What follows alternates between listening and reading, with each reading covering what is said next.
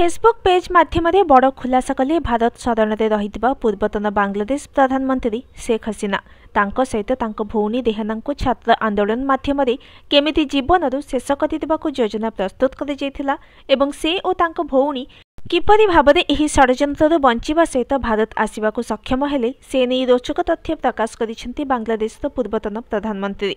शुक्रवार दिन विलंबित राति निज फेसबुक पेज बांग्लादेश अवामी एक ऑडियो वार्ता जारी करी कोहभरा कंठरे तांको मृत्यु पई रचा जाइतिबा स्वतंत्र षड्यंत्रर सविशेष तथ्य प्रकाश करिसेंती हसीना।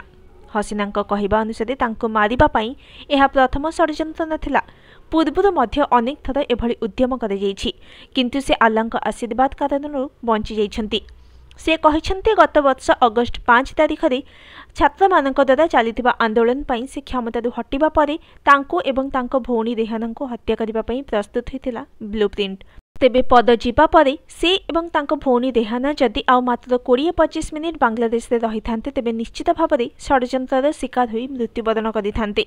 से आहुरी मध्ये कहिसेंती जे आल्लाहଙ୍କ दयारू 2004 मसिया अगस्ट 21 रे होइतिबा कोटालीपारा भयंकर बोमा विस्फोरण एवं 2024 मसिया अगस्ट 5 तारिख रे होइतिबा षड्यंत्ररू बंची जाइछंती।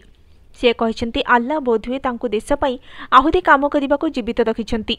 2024 मसियार अगस्ट मासरे बांग्लादेश रे देशव्यापी छात्र आंदोलन मुंड टेकिथिला। एही आंदोलन एक सप्ताह धरी चलिबा परे बांग्लादेश प्रधानमंत्री शेख हसीना निजर क्षमता हराइथिले। एही आंदोलन रे 600 रु अधिक लोकंकर मृत्यु होइथिला। बांग्लादेश में वर्तमान नोबेल पुरस्कार विजेता मोहम्मद यूनुस नेतृत्व में एक अंतदिन सरकार शासन भार ग्रहण करिछि। वर्तमान हसीना बांग्लादेश वांटेड लिस्ट रही।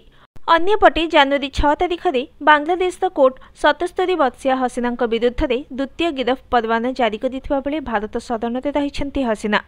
Bureau report news today.